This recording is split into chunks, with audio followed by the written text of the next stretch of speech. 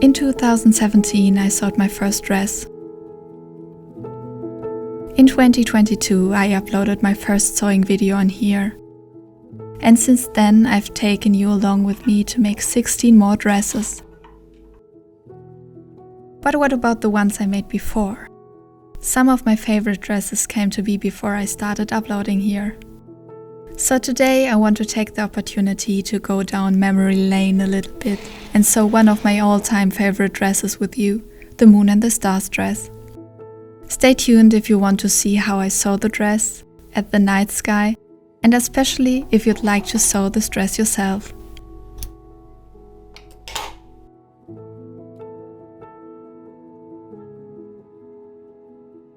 I know that not everyone is familiar with this dress, so let's recap the design a bit. The initial design came to be as a community project on Instagram. The overall theme was to create a witchy dress, but for the actual design I asked a lot of questions in my stories, like the skirt length, color, main inspiration, vibe and so on, and with the answers I created this design. It turned out to be a dress inspired by the night sky, more so by the moon and the stars. That's why the fabric is a dark blue velvet covered in stars at the front and cuffs and has a moon-shaped cutout in the back. Now, almost 5 years later, I want to recreate it with you, but since this dress already exists exactly like that, we are going to change up a few things. First, I want to create a shorter version. I still got the skirt from the first dress, so I can switch it up however I like this way. I also want to change the shape of the moon in the back so it's no longer a full moon, to show that the time has passed from the first time we made this. Otherwise, I still want to keep the dark blue fabric and contrast it from the inside with a lighter lining. I think this new version is still close enough to the original, but also new enough to be exciting to make. To make this dress, we have to go back in time a little bit, because it was actually 2021 when I created the pattern. Creating this dress feels a lifetime ago. So it was so cool to get out the pattern and look at my old work. Back then I used different pattern paper, which will cost me some nerves in this video. And I even drew on the stars that I wanted to add to the dress, which now feels kind of cute. Between working on this month's YouTube video, prepping the pattern and sewing, figuring out what to cook was the last thing I wanted to stress about. That's why I'm happy to talk about today's sponsor, HelloFresh. HelloFresh is a meal kit delivery service that sends fresh, pre-portioned ingredients straight to your door, along with easy-to-follow recipes. It's designed to make home cooking simple, delicious and stress-free. And the best part, it's super customizable. You can choose from plans like vegetarian, quick and easy, fit and wholesome or family friendly, and even tweak your box based on how many meals you need each week. Plus, if plans change, you can adjust your delivery date, switch meals or skip a week, which makes life so much easier. When I'm juggling a ton of things at work and make endless decisions, I just want to cook something quick without overthinking it as well. Having an easy-to-follow recipe with all the ingredients in the right quantity already is perfect.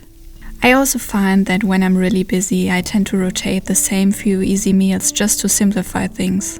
But with every new box, HelloFresh suggests different meals, making it effortless to try something new. Feel free to use my code to check out HelloFresh for yourself. And now, let's finish up this meal. I can't wait to dig in.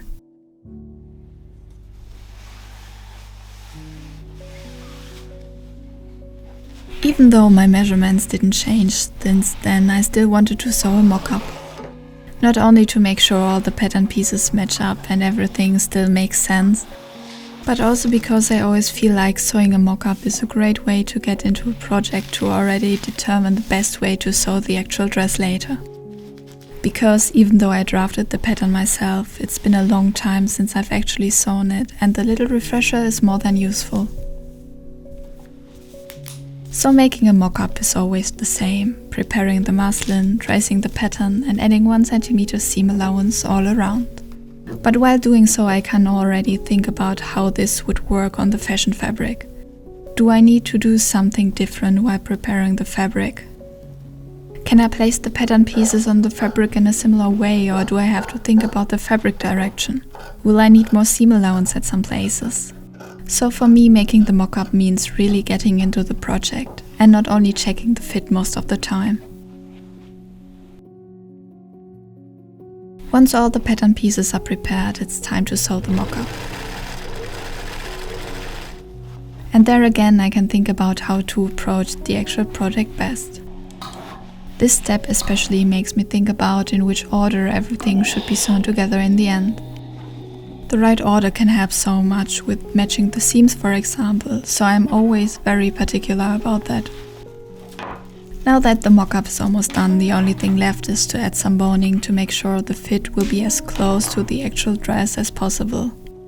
Having a mockup that has a similar sturdiness, weight and drape like the actual dress later helps a lot with getting as close to the actual fit as possible. So now let's try on the mockup.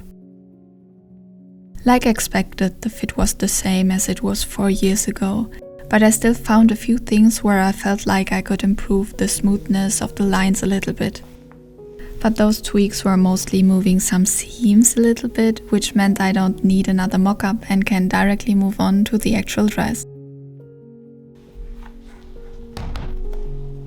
And this is now where I slightly divert from my usual workflow, since normally I would use the previous pattern to create the dress. But since this is a special video, I added an extra step and digitalized the pattern. This is something I've never done before, so it was a bit overwhelming, but it was also such a cool feeling to have your own pattern spread out on your screen. And now that the pattern is done, we of course have to test it out. This is actually the first time using a printout pattern, so it was all really new to me. Making sure everything had the right size, I could then start to put the pattern together. This was actually so fun to see, the pattern slowly taking shape until it was ready for the next step.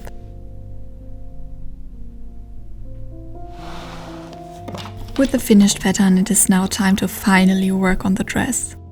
Since I wanted to use rest pieces from previous projects for the bodice and sleeves, I first had to check if I had enough of it. That's why I got all the different pieces out, ironed them and determined the direction the pattern pieces could go onto them. Then I sorted the pattern pieces to see which would be small enough to fit on the fabric and started to trace them. On dark velvet this is usually a bit tricky, but after sharpening my chalk it went really smooth. Using the printout pattern was really strange. Not in a way that it didn't work fine. I was actually a bit surprised how well this worked, but more because I'm so used to my regular pattern paper now. It was also a big contrast to the very fine pattern paper the original pattern was drawn on. Tracing that was a nightmare because it moved so much, so I was pleased to have something sturdier now. All the pattern pieces get the right seam allowance added, and I was pleased to see that I could use all the scrap pieces I had and nothing was wasted. I had to play around with the placement, but seeing how little fabric was left after cutting out everything made me really happy.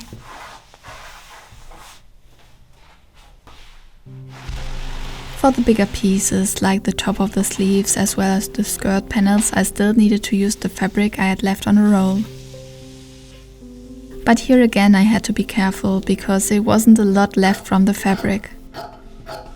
I wanted to use 3 panels with the width of the whole fabric for the skirt, but in the end I had to decide on getting the volume or the length I planned, and so I compromised on 2 big pieces for the skirt, which in the end worked totally fine. Now all the pieces were cut from the fashion fabric and I moved on to the lining. Here I started with the biggest pieces, the 2 skirt panels.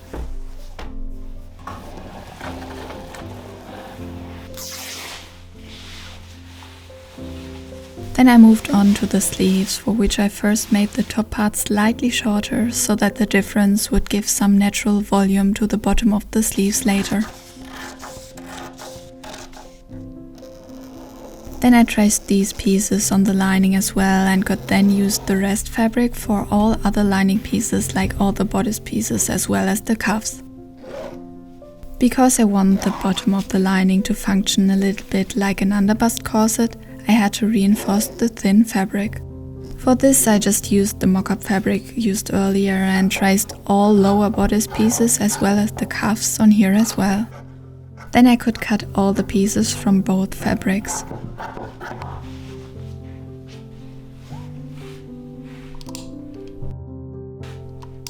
The next day I started by adding the lining pieces to the reinforcement pieces. There are a lot of different ways to do this. First, you could just sew a completely separate layer and sandwich it between lining and velvet. Then you could use some type of interfacing to glue two pieces on top of each other individually.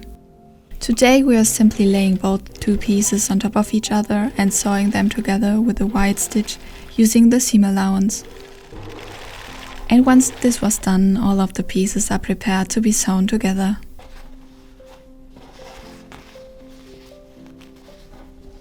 Since I've already got all the lining pieces out, I started with them, but I'm also savoring the last few moments where the whole atelier isn't covered with tiny dark dots of velvet.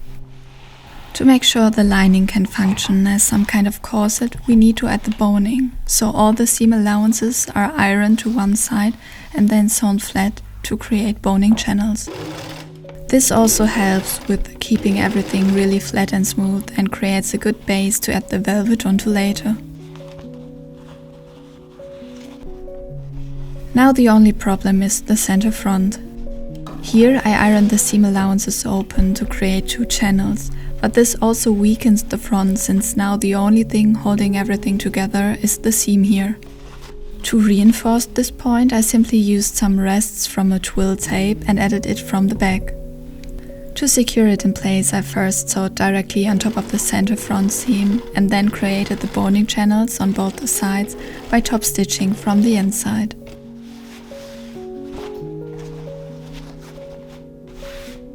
Now all of the other lining pieces from the bodice are assembled. First, everything from the bottom is sewn together and then the darts on the top pieces are sewn. Then everything is sewn together and as a last step the label is added to the center front.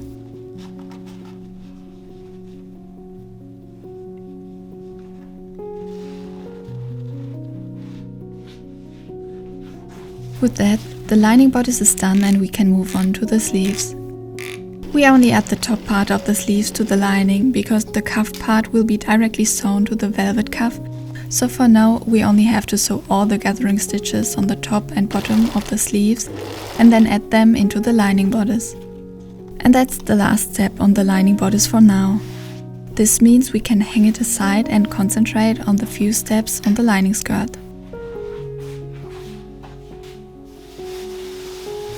Here we only have to sew both panels together at the front and back, making sure to leave the opening for the zipper in the back, and then the top gets its gathering stitches before the whole thing can be hanged aside as well to finally work on the velvet.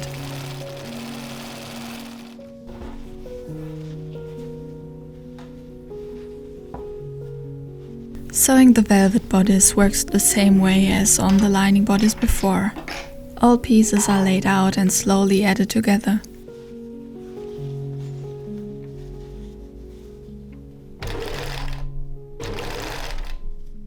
Since it's a little bit more tricky to iron the velvet, I had to be a bit more careful here though. To make sure all the seams would get as smooth as possible, I ironed them with a little tension. For this, I simply pinned the pieces onto my ironing board while stretching the seams slightly. Then I could iron the seams with only a little bit of pressure, and once I let them fully cool down, had smooth seams as a result.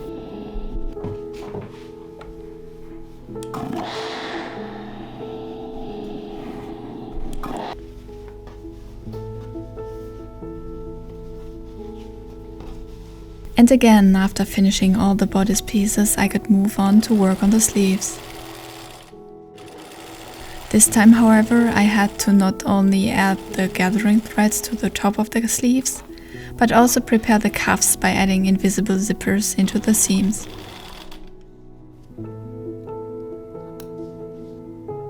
This would make it possible to get into the small cuffs without having a distracting way to open them. This was a bit tricky, but once I got both sides done, I could add them to the top of the sleeves. I really love this step because it directly gives a nice look when the voluminous sleeve gathers into the small cuff. And just like I added those pieces together, I then had to sew the sleeves into the bodice.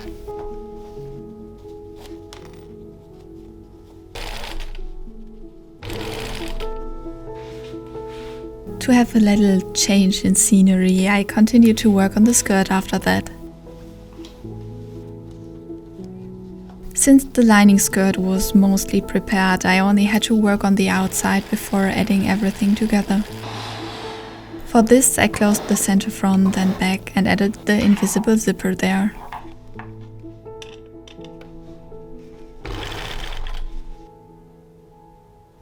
Next up, I had to add the top onto the waistband. Normally I would gather the fabric, but since I've done so many gathering threads on this project by now, I decided on just pinning everything in place. This allows very precise pleats since you basically secure everything, but it also takes some time and lots of needles. But after everything was pinned, I could easily sew it together. And now it is actually time for some gathering, because we have to add the lining to the waistband as well.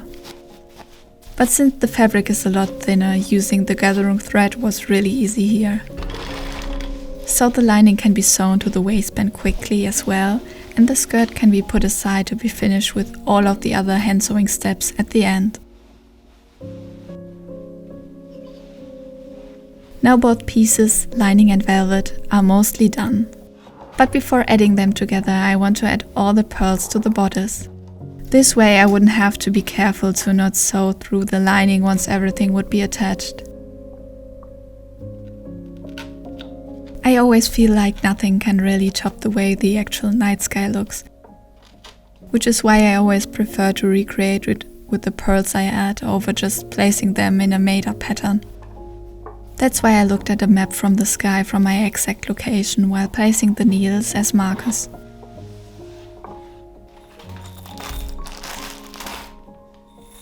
Once I was satisfied, I got all the beads out I wanted to use and got to work.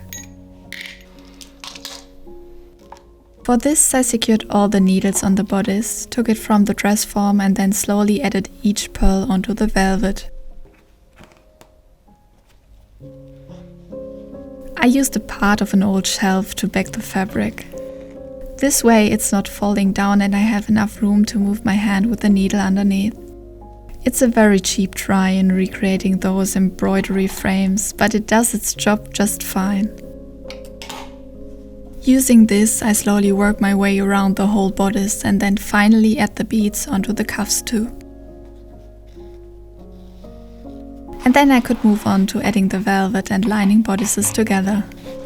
I actually forgot to add the boning to the lining, so I had to quickly do this too, before carefully pinning everything together around the opening in the back and the bottom of the bodice.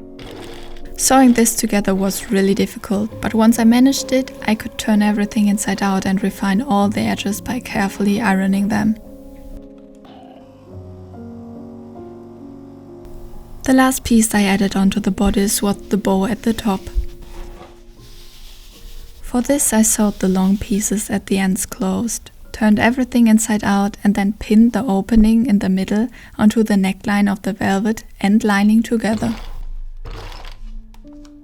The outside is then sewn by machine, and after that the seam allowance on the inside is turned under, everything is pinned in place and then sewn together by hand.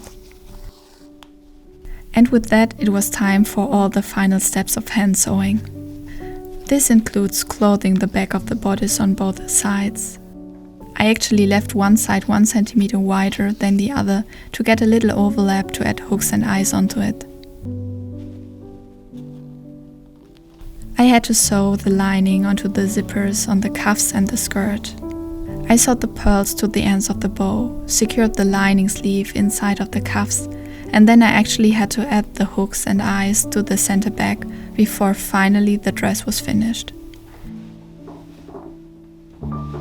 Well, not really, because while putting the dress on the mannequin, I had the idea of changing the shape of the moon using some transparent fabric. Which means I got out the pattern paper again, traced the opening and cut out 2 times the pattern from a light blue silk organza. But a few minutes and 1 French seam later, we really reached the end of the sewing and can finally have a look at the dress.